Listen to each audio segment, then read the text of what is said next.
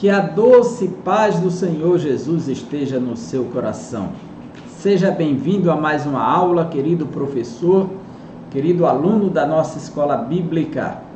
É um prazer tê-lo conosco. Cada semana estamos estudando uma rica lição sobre a vida do apóstolo Paulo, seu ministério e suas lições. Esta lição que foi escrita pelo pastor Elienay Cabral. E hoje vamos estar estudando a lição de número 4, que diz Paulo, a vocação para ser apóstolo. Eu falo aqui da Assembleia de Deus em Santa Rita, na Paraíba, que é liderada pelo pastor Djalma Silva. Eu sou o professor Egivanildo Tavares. Seja muito bem-vindo a esta aula. Essa lição vai nos ensinar muito sobre a vocação, o chamamento de Paulo e a sua separação para o apostolado de Cristo Jesus. O objetivo geral desta lição será revelar que Deus vocaciona atualmente os crentes para a sua obra. Preste atenção, ele não vocaciona para ser apóstolo como foi Paulo, tá certo? Pois no colegiado dos 12 só tinha aqueles mesmos, que foi substituído um no lugar de Judas, que foi Matias, e a Bíblia diz os 12, sempre classificando como um grupo fechado. E Paulo diz que apareceu por último a ele, o menor dos apóstolos. Então ele é um apóstolo extraordinário. Extra quer dizer fora, e ordinário é fora da ordem. Então ele é da ordem dos 12. Mas Paulo vem com a missão de cumprir a sua missão apostólica em relação ao mundo gentílico. Então ele mesmo vai dizer na carta aos Gálatas, capítulo 2, que Deus separou Pedro para o apostolado dos judeus e ele para o apostolado dos gentios. Confere comigo, Gálatas, capítulo 2, quando fica clara essa vocação de Paulo, que é uma vocação específica, e ele disse que foi para Jerusalém 14 anos após a sua conversão, por uma revelação que teria sido a profecia de Ágabo, e ali foi comparado o ministério de Paulo e de Pedro. E veja o que diz o texto sagrado, Gálatas capítulo 2.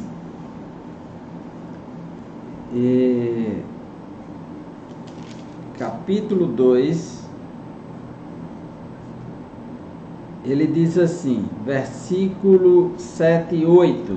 Antes, pelo contrário, quando viram que o evangelho da incircuncisão, ou seja, o evangelho voltado para os gentios, os incircuncisos, me fora confiado, como a Pedro o da circuncisão, ou seja, para os judeus. Pois aquele, ou seja, Cristo, que operou eficazmente em Pedro para apostolado da circuncisão, ministério voltado para os judeus, também operou eficazmente em mim para os gentios. Da mesma forma, na mesma proporção que o apostolado de Pedro é aplicado aos judeus, o de Paulo é para os gentios. Mas Pedro faz parte de um grupo fechado. E Paulo faz parte de que grupo? Ele é um apóstolo singular. Conforme a descrição de Paulo na carta aos Coríntios, capítulo 15, você pode acompanhar comigo. Capítulo 15 diz assim, ele está falando da ressurreição de Cristo e do seu apostolado. Aí ele diz assim, versículo 7, primeira carta aos Coríntios, capítulo 15, versículos 7 e 8. Depois foi visto por Tiago, mais tarde por todos os apóstolos, e afinal, que a expressão grega aqui é por último, depois de todos, foi visto também por mim, como por um nascido fora do tempo. Porque eu sou o menor dos apóstolos, que mesmo não sou digno de ser chamado apóstolo, pois persegui a igreja de Deus, coisa que Paulo se envergonhava de ter perseguido a igreja de Deus. Mas ele nem merecia ser chamado apóstolo, mas o Senhor o chamou de apóstolo e o designou. Ele é o último dos apóstolos nesse sentido do colegiado autenticado por Deus para produzir o Novo Testamento. E Paulo escreveu 13 cartas. Então o objetivo geral será revelar que Deus vocaciona atualmente os crentes para a sua obra. E Paulo fala dessa vocação, inclusive citando até o dom apostólico, em Efésios capítulo 4, versículo 11.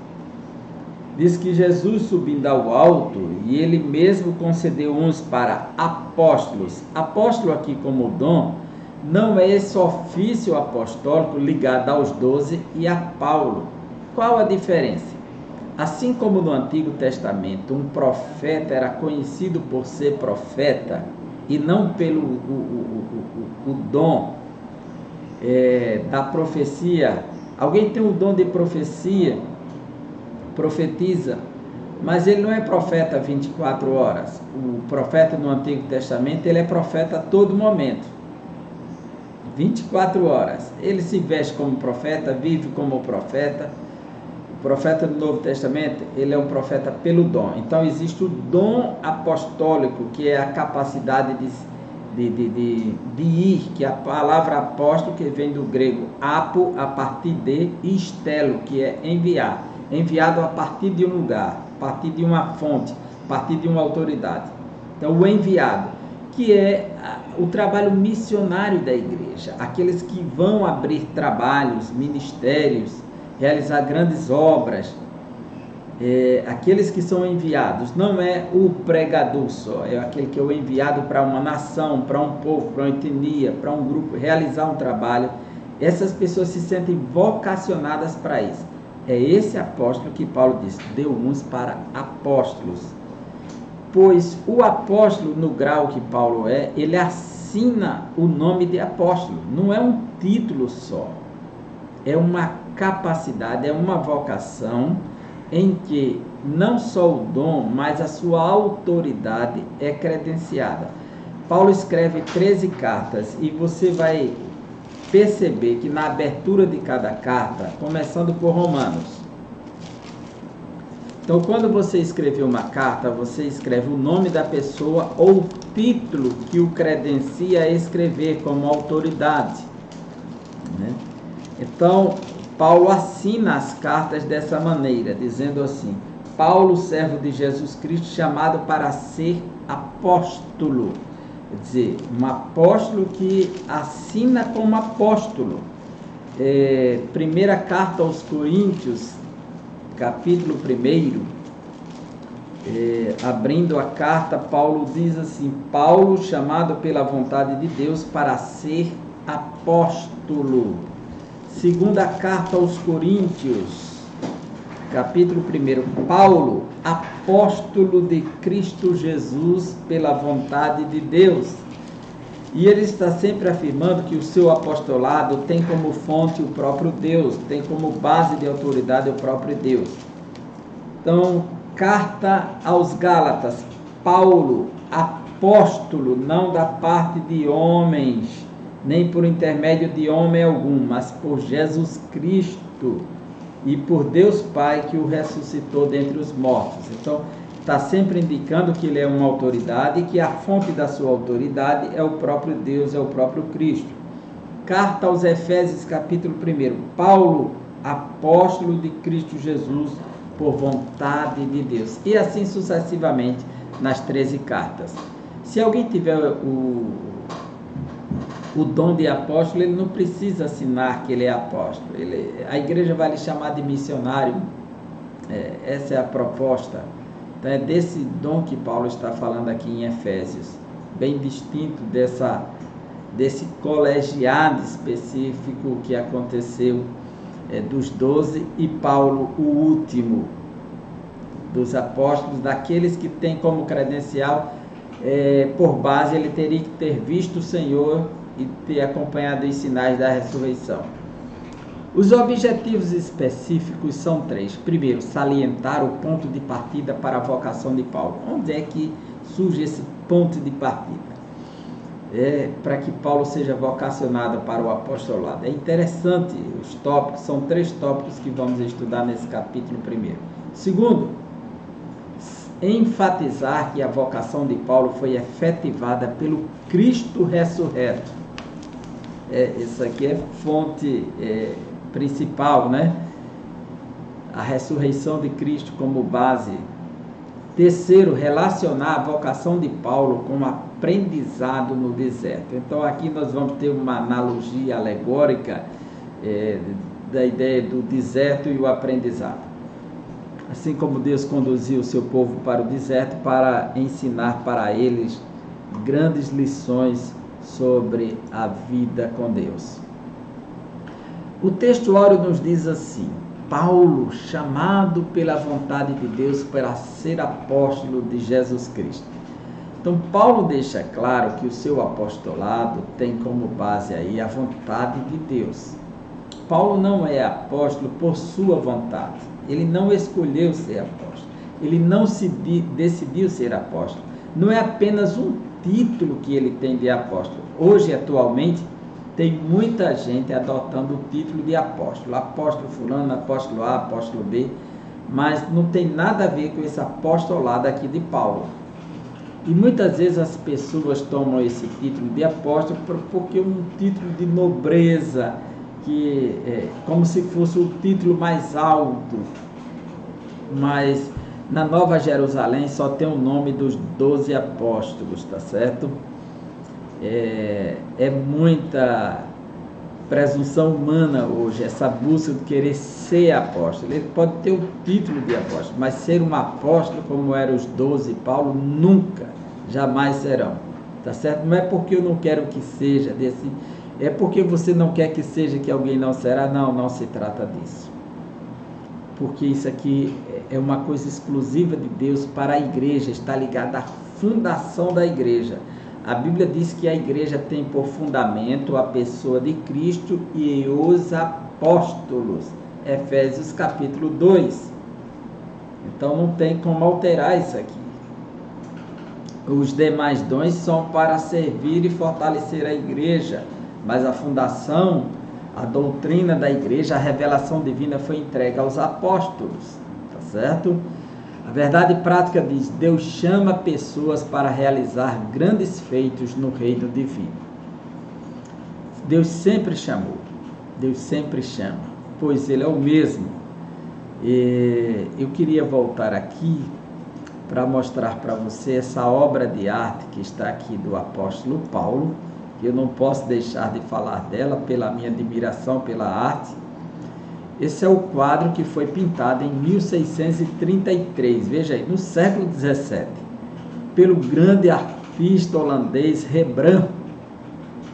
E veja o apóstolo Paulo como ele pintou uma obra clássica. E uma característica das obras de arte que vem desde a Renascença até o contexto do século XX é que sempre a pintura ou uma escultura do apóstolo Paulo tem uma espada na área. Veja aqui a espada, porque Paulo falou da espada do Espírito, que era a palavra de Deus, certo? Então essa característica é muito comum. Isso aí é uma bela representação do artista Rembrandt.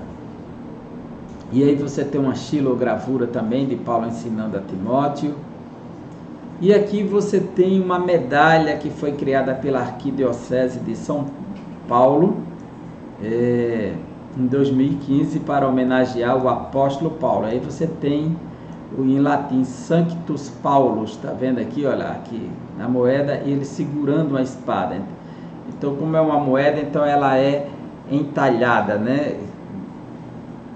Você está vendo aí esse relevo do apóstolo Paulo numa moeda de bronze. Uma bela homenagem ao apóstolo Paulo, certo? Então Deus chama pessoas para realizar grandes feitos no reino divino. E Ele chamou Paulo, Ele escolheu Paulo para deixar uma marca. Paulo, a vocação para ser apóstolo. Você tem aí essa bela imagem também, uma bela escultura pós-renascença que está na capela de São Pedro, no Vaticano. Você vê aí Paulo com a espada na mão e o pergaminho na outra. Olha o pergaminho aqui, que coisa bela, certo? Uma escultura no mármore branco, característica da Itália, o mármore branco, e onde surgiram grandes artistas produzindo essas imagens.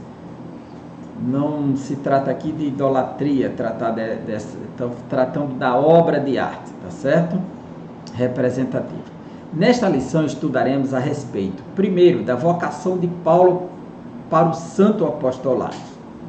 Segundo, veremos o ponto de partida de sua vocação.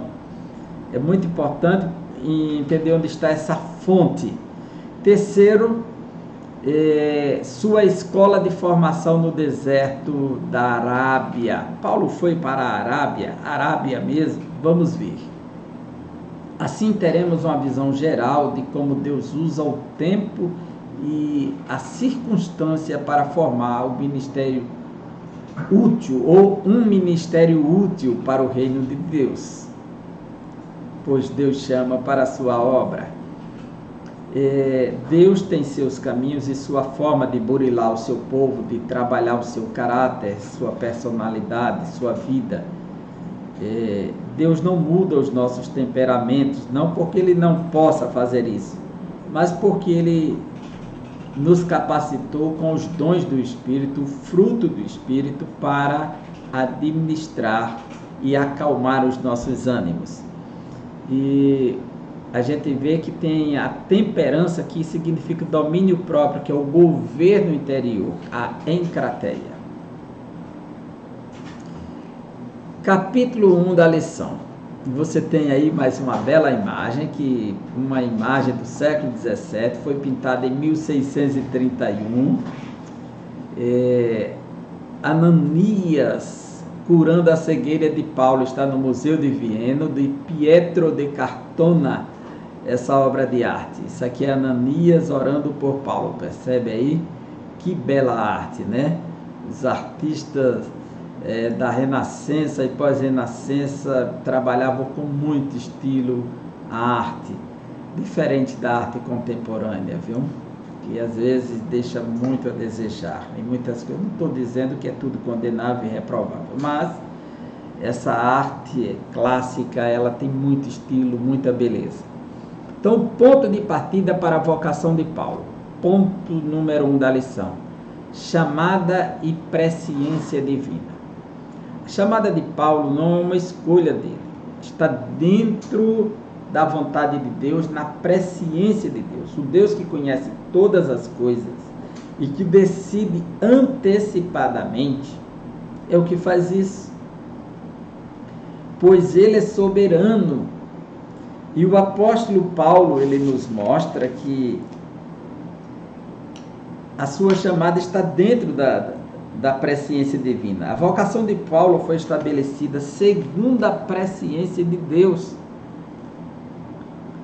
Ele mesmo confirma esse fato aos Gálatas quando escreve: mas quando aprouve a Deus, que desde o ventre da minha mãe me separou e me chamou pela sua graça. Desde o ventre da mãe. Quando Jeremias estava no ventre, Deus o escolheu. A Bíblia diz que ainda nem tinha tomado forma, Deus o separou do ventre e o destinou para ser profeta das nações. O apóstolo Paulo experimentou uma completa transformação por meio do encontro com Cristo e foi vocacionado por Ele para uma grande obra. O livro de Atos atesta para uma chamada presciente, quando o nosso Senhor diz a Ananias: vai, porque este é para mim um vaso escolhido para levar o meu nome diante dos gentios e dos reis e dos filhos de Israel. A missão de Paulo já está determinada aqui pelo Senhor. A quem ele vai pregar, aonde ele vai chegar. Deus só vai confirmar através dos passos de Paulo aonde ele deve pisar. Por exemplo, Paulo é separado na igreja de Antioquia, de separai-me a Barnabé e a Saulo para a obra que eu os tenho chamado. E eles são enviados para a Ásia Menor. Quando ele retorna da Ásia Menor, Paulo faz a segunda viagem missionária, Atos capítulo 16. Ele quer ir para a região Frígio-Gálatas, a região norte da Galácia. E o Espírito Santo disse, não vai. E ele aguardou que o Espírito de Cristo havia falado com ele. E a Bíblia diz que durante a noite ele teve um sonho. Atravessa a Macedônia e ajuda-nos, um homem clamando. E eu entendi que o Senhor nos convidava a ir para a Macedônia, ou seja, para a Europa. Sai da Ásia Menor e vai para a Europa. Então, os passos de Paulo eram confirmados pelo Senhor. Mas Deus já tinha dito, o Senhor disse a Ananias, ele vai levar meu nome diante dos reis, dos filhos de Israel, e eu lhe mostrarei quanto deve padecer pelo meu nome. Assim Paulo foi batizado no Espírito Santo, batizado nas águas, e teve a sua visão recuperada. É interessante porque o livro de Atos está sempre registrando que essa escolha do Senhor por Paulo, não só Atos, mas também as outras cartas, né, que é uma escolha presciente, né, como o Senhor já havia separado. Veja Atos capítulo 22, versículo 14. Ananias fala com Paulo e diz, então ele me disse, o Deus de nossos pais, de antemão, te escolheu para conheceres a sua vontade. O Deus de nossos pais te escolheu de antemão.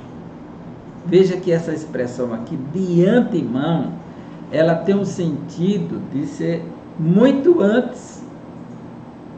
Muito antes. É um sentido muito especial aqui, que mostra a presciência do Senhor sobre a vida de Paulo. Deus faz essas escolhas prescientes. Veja, a Bíblia diz que Elias está lá no Monte Sinai, numa caverna. E Deus diz assim, Elias pensou que seu ministério tinha finalizado ali, mataram os profetas, derrubaram os altares, quebraram a aliança do Senhor e agora queriam tirar a vida dele. Deus disse, não, ainda não. Você vai sair daqui, vai ungir a Azael, rei da Síria. Azael nunca pensava, ele era um soldado na época, ainda ia se tornar um general para se tornar rei. Azael, rei da Síria, para rei. Você vai ungir a Jeú, filho de Nis, e vai ungir a Eliseu, filho de Safate, de Abel Meolá, para ser profeta no seu lugar, seu sucessor. Eliseu era um agricultor, estava trabalhando com seu pai e Deus já tinha tomado decisões sobre a sua vida lá no Monte Sinai, antecipadamente. Elias sabia quem era o seu sucessor, mas Eliseu não sabia. Talvez você não saiba, mas Deus pode ter tomado decisões maravilhosas a seu respeito, a nosso respeito, ao nosso destino, ao nosso ministério. Pois Deus, ele faz escolhas extraordinárias antecipadamente. Nós é que não sabemos o que nos espera, o que nos aguarda. Saul saiu para procurar jumentas, não sabia que ia encontrar uma coroa. É mesmo assim. Davi foi chamado, estava tomando conta das ovelhas do seu pai, quando foi chamado para receber a unção para ser rei de Israel. Ninguém espera a chamada de Deus, para que e quando será e como será, mas Deus ainda escolhe pessoas, e se Ele te escolheu, você não vai escapar de Deus. Um ministério na plenitude do Espírito. Depois de passar pela experiência do novo nascimento, Paulo recebeu a plenitude do Espírito, isto é, ele foi batizado no Espírito Santo. Em Atos capítulo 9, versículo 16, a última parte, diz assim, aliás, 17, 9 e 17, então Ananias foi e entrando na casa impôs sobre ele as mãos, dizendo, E o quadro retrata isso muito bem. Ananias impôs sobre ele as mãos, dizendo: Saulo, irmão, o Senhor me enviou, a saber, o próprio Jesus que te apareceu no caminho por onde vinhas, para que recuperes a vista e fiques cheio do Espírito Santo. E é notório que Paulo será o apóstolo que vai ensinar sobre os dons espirituais, sobre os dons de línguas, dons de revelação, dons de interpretação, profecia e diversos ministérios e dons. É ele que ensina na primeira carta aos Coríntios, capítulo 12, 13 e 14. Paulo fala como ele fala em línguas mais do que todos, como Deus tem lhe dado os dons espirituais. Então Paulo era um homem cheio do Espírito Santo, né? E a Bíblia diz que o Senhor o separou para esse ministério, né? Mas queria ele cheio do Espírito Santo para realizar. Foi um ministério marcado pela pregação poderosa, curas e sinais, prodígios e maravilhas. Na primeira viagem missionária de Paulo, a gente já vê os milagres acontecendo. Na Licaônia, curou um homem. Como Paulo expulsou um demônio, isso é capítulo 14. O homem era deficiente dos pés, desde nascença, e Paulo curou. Capítulo 16, expulsou demônios. A gente vê de uma jovem possessa. E como Paulo viveu grandes momentos do ministério, vivenciando os dons espirituais. Uma serpente lhe mordeu e ele não morreu, todos admiraram. Naquela ilha, ele curou um homem, pai de Público, que estava vivendo com hemorragia terrível, né? E Paulo era sempre assim, um homem cheio do Espírito Santo. Deus mudou o nome de Saulo para Paulo. Inclusive eu tenho um vídeo sobre isso exclusivo no meu canal, Givanildo. Saulo foi transformado em Paulo. Temos um hino no nosso cancioneiro aí, que é nossa harpa cristã, e que foi traduzido por Frida Vingre, que diz que Saulo foi transformado em um Paulo. Isso virou tradição oral entre nós, mas não é ensinamento da Bíblia. A Bíblia diz que ele é Saulo e é Paulo ao mesmo tempo. E na Bíblia nós vemos ocasiões em que Deus mudou o nome de pessoas, como de Abrão para Abraão, o nome de Jacó para Israel. Jesus alterou o nome de Simão para Pedro. Entretanto, isso não se deu com o nome do apóstolo Paulo. Não há qualquer menção disso na Bíblia. O que explica a mudança é a ênfase do nome de Saulo para Paulo. É a origem do apóstolo. O nome Saulo, aportuguesado de Saul, remonta a sua origem judaica. Já Paulo, aportuguesado de Paulus em latim, sua cidadania romana. Ele é apóstolo de gentios, então melhor que ele assumisse a forma latinizada para pregar os gentios. Como o ministério do apóstolo buscava alcançar os gentios, o nome Paulo foi naturalmente usado no trabalho missionário e, consequentemente, nas escrituras canônicas. Veja comigo, Paulo sai em viagem missionária, primeira viagem missionária, capítulo 13 de Atos dos Apóstolos. É crente em Cristo Jesus, e veja a chamada dele em Atos 13. Havia na igreja de Antioquia profetas e mestres: Barnabé, Simeão, por sobrenome, Níger, Lúcio de Cirene, Menahem, Colasso de Herodes, o tetrarca e Saulo. Aqui não diz Paulo, mas ele não é crente, está na igreja, e o nome dele é Saulo. É a forma grega de Saul no hebraico. Shaul, que vai para o grego Saulo. tá certo? E ele vai para o latim como Paulo. E servindo eles ao Senhor, jejuando, disse o Espírito Santo: separai-me agora Barnabé e Saulo. Não disse e Paulo, ele ainda é Saulo, para a obra que eu os tenho chamado. E o versículo de número 9 diz: todavia, Saulo também chamado Paulo. Todavia, Saulo também chamado Paulo, cheio do Espírito Santo, fixando os olhos nele, disse, olha, então, todavia, Saulo também chamado Paulo. Então, não existe essa mudança de pessoa pela mudança de nome. É só uma forma de se apresentar diante da sua missão aos gentios e nada mais, tá certo? E assim a gente vai crescendo. Uma vocação efetivada pelo Cristo ressurreto. Saulo viu o esplendor glorioso do Cristo ressurreto. Toda perseguição, a implacável perseguição de Paulo aos cristãos, era porque eles pregavam que Jesus de Nazaré havia ressuscitado. O Nazareno, o filho de José e Maria, que viveu lá na pequena aldeia. Então, Jesus de Nazaré, assim como Saulo de Tarso, Tarso local, tá certo? Nós temos nomes assim, Tomás de Aquino, o filósofo. Aquino era a cidade da Itália. Então é muito comum associar a pessoa ao local que ele... Erasmo de Roterdã. Roterdã era a cidade. Desidérios Erasmus, que ficou conhecido como Erasmo de Roterdã, o humanista. Então, os cristãos eram chamados de nazarenos por seguir Jesus de Nazaré. Nazaré é aldeia.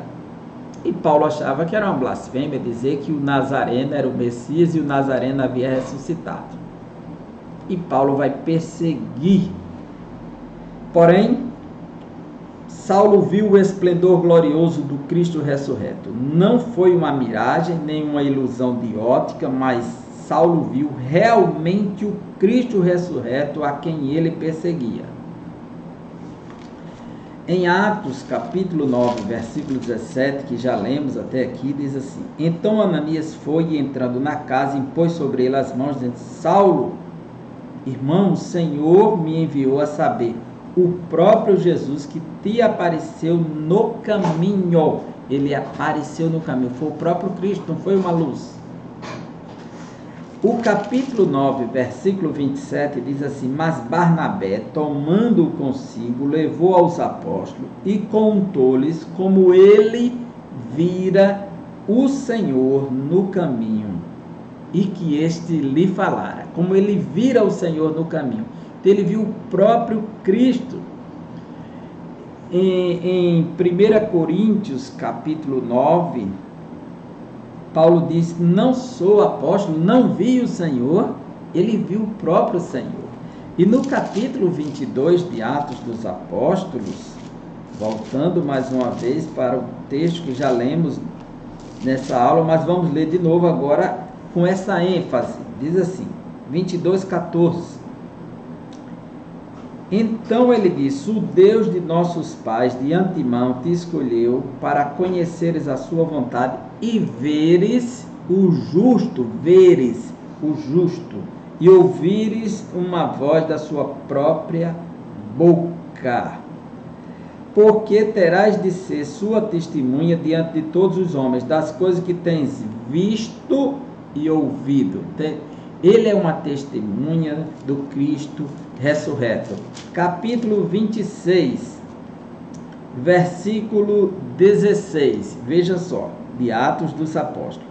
Mas levanta-te e firma-te sobre teus pés, porque por isso te apareci. Olha o que Jesus disse para Paulo. Por isso te apareci, para te constituir ministro e testemunha, tanto das coisas que me viste, como daquelas pelas quais te aparecerei ainda. Ainda tem mais promessas. Então, Saulo viu o resplendor glorioso do Cristo ressurreto. Por isso que ele era um apóstolo autêntico que tinha visto o Senhor. Uma vocação inevitável para o apostolado entre os gentios. Deus escolheu Saulo de antemão para fazer conhecer a sua vontade. Qual era a vontade dele para Saulo? Torná-lo um embaixador de Cristo, um pregador do Evangelho. Esse vai levar a minha mensagem diante dos reis, dos filhos, dos povos. Um embaixador do Evangelho. Não por acaso as várias cartas do apóstolo às igrejas plantadas por ele eram assim identificadas. Paulo, apóstolo de Jesus Cristo, pela vontade de Deus. O apostolado dele está diretamente ligado à fonte que é Deus. O apóstolo não foi ordenado em Jerusalém, nem por uma comissão de apóstolos formada por Pedro, João e Tiago, ou por outros apóstolos de Cristo. O que prevaleceu foi a declaração de Jesus para Ananias, discípulo fiel de Cristo em Damasco: vá, porque este é para mim um instrumento escolhido, para levar o meu nome diante dos gentios e reis, bem como diante dos filhos de Israel. Ananias, com autoridade delegada pelo próprio Senhor Jesus, numa visão foi ao encontro de Saulo, na rua chamada Direita, e lá chegando, impôs as mãos sobre ele. A vocação mudou o rumo da vida de Saulo. Mudou totalmente. Não tinha mais como ser o mesmo. Não seria o mesmo caminho, nunca mais. De perseguidor dos seguidores de Jesus, de personalidade tenaz e obstinada, Deus chamou Saulo e o transformou no apóstolo que seria o mais responsável pela expansão da igreja no mundo gentílico. Veja comigo esse texto de 1 Coríntios, capítulo 15. Acompanhe aqui comigo. 1 Coríntios, capítulo 15. Paulo diz assim, versículos 9 e 10 do capítulo 15 da primeira carta aos Coríntios. Porque eu sou o menor dos apóstolos, que mesmo não sou digno de ser chamado apóstolo, pois persegui a igreja de Deus. Mas, contudo, pela graça de Deus sou o que sou. E a sua graça que me foi concedida não se tornou vã. Antes, trabalhei muito mais do que todos eles. Todavia, não eu, mas a graça de Deus comigo. Portanto, seja eu ou sejam eles, assim pregamos e assim crestes. Seja eu ou seja eles, os demais apóstolos, assim pregamos e assim crestes. Então Paulo ele reconhece com humildade o serviço que Deus operou por meio dele. Eu trabalhei mais do que todos, todavia não eu, mas a graça que estava em mim, que se dependesse dele ele não teria feito. Mas a graça de Deus nele o capacitou a fazer. E é assim que acontece, Deus muda o rumo das pessoas para que possa efetivar o seu projeto de expansão do reino, de glorificação do seu nome. O capítulo 3 da lição diz, vocação de Paulo e o aprendizado no deserto. Olha só, a ida de Paulo ao deserto. As lições do deserto e mais lições do deserto. O que podemos aprender? A ida de Paulo para o deserto. O ministério de Paulo precisava de uma preparação austera, silenciosa, de comunhão com Deus e de reflexão. Em vez de ir a Jerusalém para aprender com os apóstolos, ele afastou-se dos judeus das sinagogas, onde posteriormente passou a apresentar Cristo. Paulo tomou o caminho da Arábia, a sudeste de Damasco, sob o domínio do rei Aretas. O apóstolo preferiu viver em um lugar na região desértica da Arábia, onde habitavam alguns grupos nômades, e ele era totalmente desconhecido. Preste bem atenção nesses detalhes. O livro de Atos dos Apóstolos, capítulo 9, que trata da conversão de Paulo e do início da pregação dele, Atos capítulo 9, diz assim, versículo 19, acompanhe comigo. E depois de ter se alimentado, depois da chegada de Ananias, que orou por ele, batizou ele nas águas, e depois de ter se alimentado, sentiu-se fortalecido. Então permaneceu em Damasco alguns dias com os discípulos de Damasco, alguns dias. Entre esse final do versículo 19 e o início do versículo 20, existe aqui um hiato, muito comum na Bíblia, tem diversos hiatos. O que é um hiato? É uma separação, é uma lacuna que existe aqui. É uma rotura, uma abertura. Tem muitos textos na Bíblia que nós temos um hiato, termina aquele versículo e para começar o outro tem uma distância de 20 anos, 30 anos, 5 anos, 14 anos, 3 anos, que é o caso desse texto aqui. Vou dar um exemplo aqui, direto, aqui, um hiato. Lucas capítulo 2. No Evangelho de Lucas nós temos aqui um hiato, veja só. Eu vou mostrar aqui para você entender que existe entre um versículo e outro assim uma separação de tempo. E nós só entendemos quando fazemos a análise do texto completo. Por exemplo,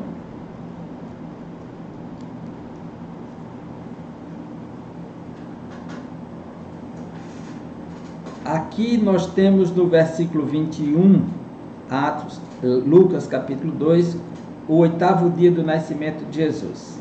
Está aqui.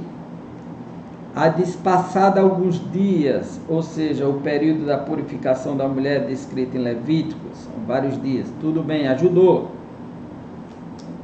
Mais uma vez. Aí ele está narrando que Jesus é levado ao templo como menino, é levado a partir do 25, tomado nos braços, tal. E todo mundo esperava isso. Aí o menino vai crescendo. Aí diz aqui, entre esses versículos 41 ao 42, nós temos um hiato aqui. Ele deu um salto aqui da infância de Jesus para 12 anos, para a adolescência. Quando ele atingiu os 12 anos, subir a Jerusalém. Aí não temos detalhes sobre o restante da infância de Jesus. Tem um hiato aqui. Quando a gente chega aqui no versículo 52, que diz, se crescia Jesus em sabedoria, aí já começa o capítulo 3, que antigamente não tinha capítulos.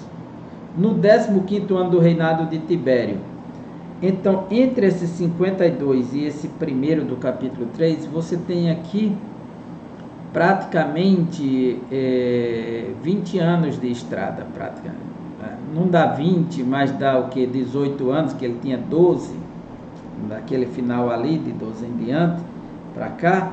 Vai ter aqui praticamente os 18 anos, porque nesse capítulo 3 diz que Jesus era quase de 30 anos quando foi batizado, versículo 23. Então já tem um hiato aqui de quase.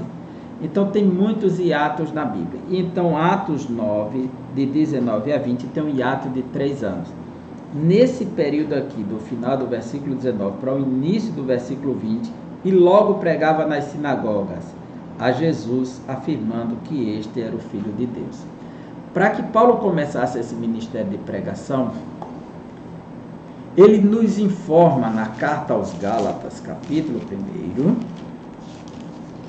1, que ele se converte em Damasco, acontece esse. E o texto diz assim, versículos 15 em diante. Quando, porém, ao que me separou antes de eu nascer e me chamou pela sua graça, aprouve revelar seu Filho em mim, para que eu o pregasse entre os gentios. Ele o separou com essa missão. Sem detença, não consultei carne e sangue, ou seja, a natureza humana. Não fui atrás de ninguém. Ele confiou na revelação de Deus. Nem subi a Jerusalém, ou seja, é onde estavam os apóstolos principais, para os que já eram apóstolos antes de mim. E aqui ele se compara com os apóstolos, o colegiado, os que eram apóstolos antes de mim. Mas parti para as regiões da Arábia e voltei outra vez para Damasco. Veja que isso aqui é um ponto interessante. Por que regiões da Arábia? A Arábia Saudita, ela fica aqui, ó, essa região sudeste. Aqui está Jerusalém, aqui está a cidade de Jerusalém, aqui está o Egito, aqui está a Síria, aqui está Damasco. Teria Paulo vindo para cá? Não, não foi necessário. Ele vai mostrar que ele foi para as regiões da Arábia. Antes de Cristo, por volta do ano, eu acho o ano 9 antes de Cristo, surgiu um reino chamado Reino Nabateu, a Nabateia. E esse reino dos Nabateus é um reino árabe, tá certo? Então, é considerada a Arábia todo o governo dos Nabateus. Eles conquistaram essa região da Península Oriental do Egito, ligaram a região leste da Palestina, uma boa parte, a região sudeste, onde está a cidade de Petra. Petra quer dizer pedra, né? A cidade de Petra, que é esse ponto vermelho, que é essa cidade aqui, pois ela foi esculpida na pedra, né? E os nabateus foram peritos nisso aí, e conquistaram Damasco. E os romanos, quando chegaram, reconheceram o governo nabateu e colocou debaixo do jugo dos romanos, mas o rei de Nabateu governava essa região. E eles lideraram as vias comerciais, as rotas do incenso,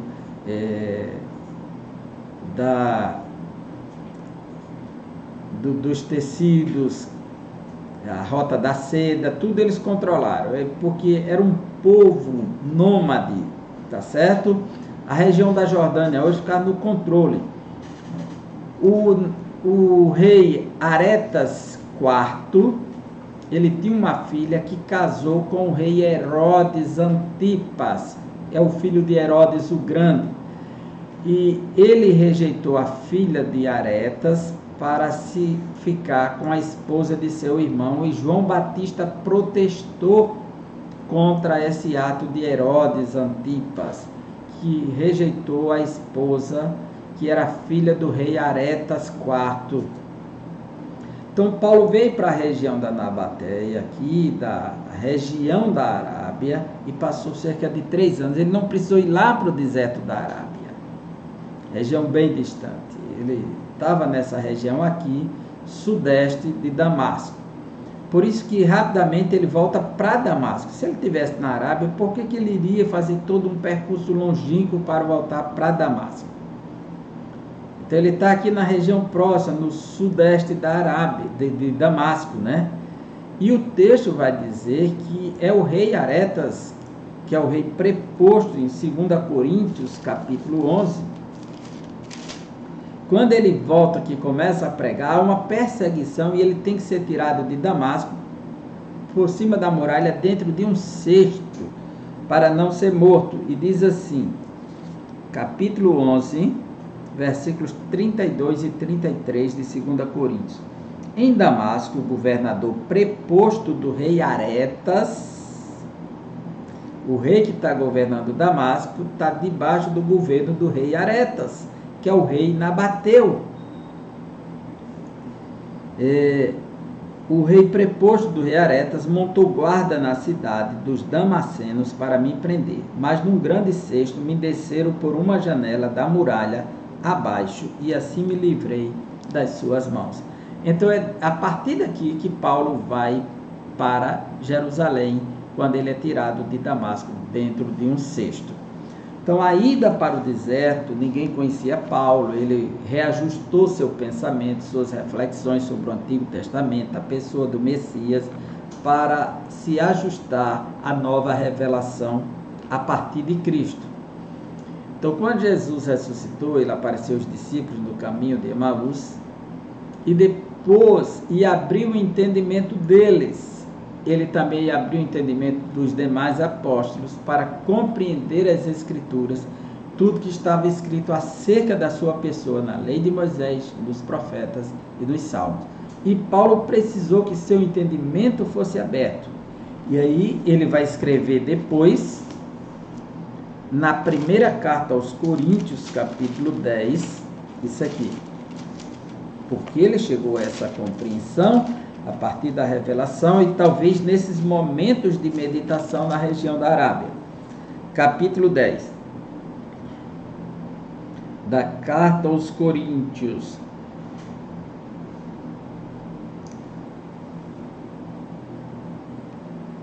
(10 e 11). Estas coisas lhe sobrevieram como exemplos, e foram escritas para a advertência nossa, de nós outros, sobre quem os fins dos séculos têm chegado. Então tudo foi escrito para avisar aos cristãos.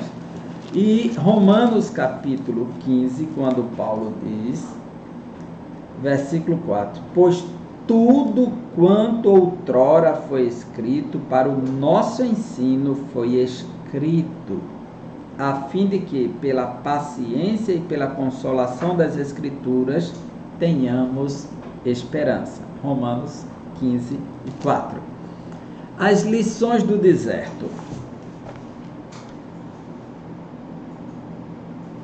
O apóstolo passa pelo deserto porque é necessário, que Deus preparou esse ambiente para Paulo, para fazer suas reflexões e as novas convicções que ele vai ter que assumir. O apóstolo sabia que precisava aprofundar o seu conhecimento acerca de Jesus Cristo, pois seu caminho seria de confrontos com dúvidas, oposição e rejeição. Então foi para o deserto da Arábia e ficou 3 anos e aproximadamente entre a sua conversão e o seu retorno a Jerusalém. Esse período serviu para Paulo reavaliar a si mesmo diante de Deus, suas crenças e convicções judaicas, confrontando-as com a revelação da graça de Deus em Cristo Jesus. Assim, Paulo se preparou para explicar sua vocação dos líderes da igreja de Jerusalém. Aí o texto diz assim, Atos capítulo 9, veja só, versículo 20. E logo pregava nas sinagogas a Jesus, afirmando que este é o Filho de Deus. Quando tentaram persegui-lo e matá-lo por conta disso, ele foi removido num cesto e foi até Jerusalém. Quando chegou em Jerusalém, veja o que diz o texto sagrado. Versículo 28. Estava com eles em Jerusalém, entrando e saindo, pregando ousadamente em nome do Senhor. Falava e discutia com os helenistas, ou seja, os judeus que falavam o grego, mas eles procuravam tirar-lhe a vida. Então Paulo estava sempre tentando persuadir os judeus que Jesus era o Messias. Atos dos Apóstolos, capítulo 13, quando Paulo faz a sua primeira viagem missionária. Capítulo 13, versículo 5. Chegando a Salamina, anunciavam a palavra de Deus nas sinagogas judaicas.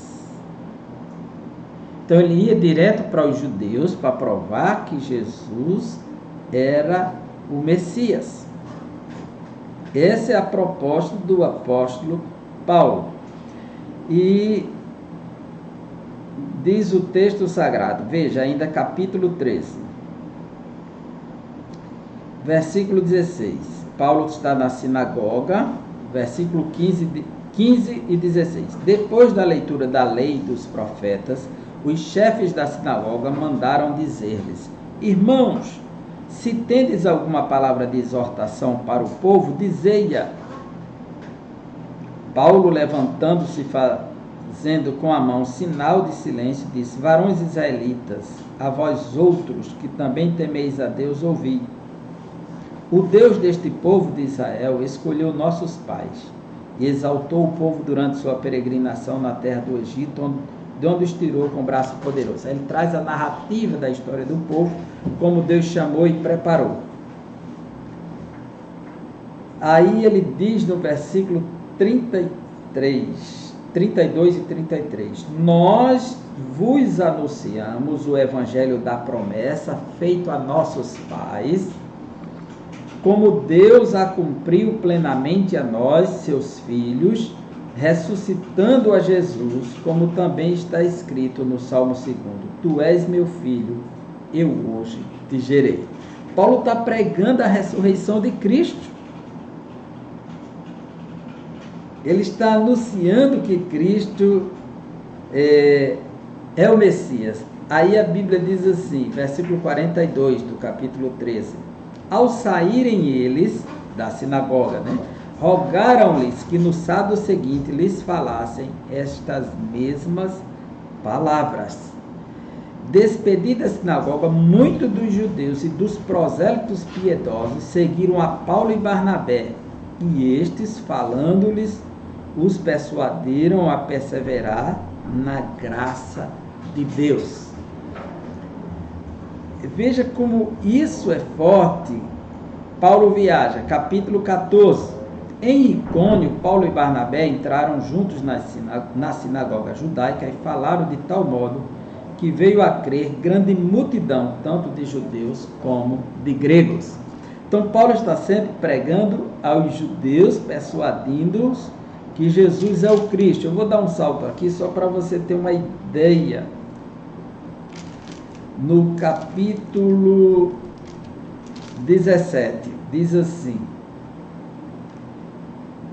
17, versículo 2. Paulo, segundo o seu costume, foi procurá-los, ou seja, os judeus, e por 3 sábados arrazoou com eles acerca das Escrituras, expondo e demonstrando ter sido necessário que o Cristo padecesse e ressurgisse dentre os mortos. E este, dizia ele, é o Cristo, Jesus, que eu vos anuncio. Então Paulo estava sempre provando aos judeus que Jesus era o Messias. Essas reflexões foram feitas no deserto. E depois que Paulo estava convicto de quem era Jesus, nada mais o impedia de ser uma testemunha viva de Cristo, carregar as marcas de Cristo no seu corpo. Mais lições do deserto. Saulo passou a usar seu nome romano, Paulo, com o qual se tornou conhecido em seu ministério. Ao tomar o rumo do deserto para refletir e aprender, o agora Paulo foi despido de toda a filosofia e religiosidade legalista do judaísmo. Ele disse tudo que aprendeu considerava como refúgio no passado. No deserto ele aprendeu que a simplicidade era a chave que abria a porta do cristianismo, que era preciso dominar suas paixões, substituindo-as pela alegria da salvação em Cristo. Ele também aprendeu que a imensidão do deserto esmaga o poder e a fraqueza do homem. Agora, ele só pode aprender de Deus. Por isso, Paulo descobre também, na experiência do silêncio e da solidão do deserto, que as coisas de Deus são do modo como Ele quer e não como nós queremos. No deserto, Deus ensinou Paulo a ser o líder que ele precisava expandir o seu reino. Então Paulo tem uma experiência tremenda e ele diz em Filipenses capítulo 3, veja só, ele dá o seu testemunho, capítulo 3, versículo 3 em diante, porque nós é que somos a circuncisão, Paulo diz, capítulo 3, versículo 3 em diante. Nós que adoramos a Deus no Espírito e nos gloriamos em Cristo Jesus e não confiamos na carne, ou seja, na natureza humana, ou nas tradições que guardamos. Bem que eu poderia confiar também na carne. Se qualquer outro pensa que pode confiar na carne, eu ainda mais. Circuncidado ao 8º dia, da linhagem de Israel, da tribo de Benjamim, hebreu de hebreus, quanto à lei eu era fariseu, quanto ao zelo perseguidor da igreja, quanto à justiça que há na lei, irrepreensível, mas o que para mim era lucro, isso considerei perda por causa de Cristo. O que era lucro na tradição, nos princípios, nos valores da religião, considerei perca por causa de Cristo. Agora o meu lucro está em Cristo Jesus. Enfim, a nossa conclusão é que a grande verdade que aprendemos nesta lição é que Deus não mudou seu método para vocacionar. Deus é o mesmo, chama quem quer, aonde quer, do jeito que quer. É soberano sobre as suas escolhas, é livre para decidir sobre quem Ele quiser. E ainda que alguém queira se impor com o seu livre-arbítrio, não pode mudar as decisões de Deus, pois o homem, ele é caco, ele é barro, ele é vaso nas mãos do oleiro. E o homem não pode estar acima do seu Criador, pois o livre-arbítrio do ser humano foi Deus quem deu, foi Deus quem fez. Até os nossos pensamentos, que antes de pensarmos, Deus já conhece todos. Então ninguém pode se impor sobre Deus, pois Ele é soberano sobre a sua criação. Ele diz, operando eu, quem impedirá? Tanto querer quanto efetivar vem dele, é Ele que opera todas as coisas, Paulo diz. Então, estejamos atentos que quando Deus quer, não adianta Jonas fugir, Deus o conduzirá a Nínive a todo custo. Que ele queira ou não, Deus vai salvar os ninivitas. E se é por meio de Jonas, será por meio de Jonas. Se Deus decretou que Sansão seria o libertador do seu povo, nem que fosse pela morte, ele teria que libertar o povo. Pois a vontade de Deus é soberana e ninguém pode alterar. Os dons e as vocações de Deus são irrevogáveis. Isso mostra que Ele é Deus e Deus perfeito e soberano sobre a sua criação. Deus não mudou seu método para vocacionar e chamar quem Ele quer. Para isso, Ele usa experiências, muitas vezes dolorosas, no deserto da vida. Ele tem seus caminhos de burilar, trabalhar, aperfeiçoar os chamados. E é preciso aguçar a nossa sensibilidade espiritual para identificarmos o chamado de Deus para a nossa vida. Que o Senhor tenha misericórdia de nós e nos ensine a enxergar aonde está o seu projeto para as nossas vidas.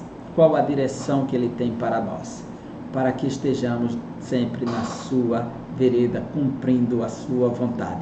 Que Deus abençoe você e cumpra o teu ministério de professor, de abençoar vidas por meio do ensino. E que o nome do Senhor seja glorificado por isso. E na próxima aula estaremos estudando um grande tema sobre a vida do apóstolo Paulo. Jesus Cristo e este crucificado, a mensagem do apóstolo Paulo. Que lição tremenda. Te aguardo na próxima lição. Que Deus abençoe e que você seja um instrumento na sua classe, da sua turma, para outras pessoas. Um forte abraço.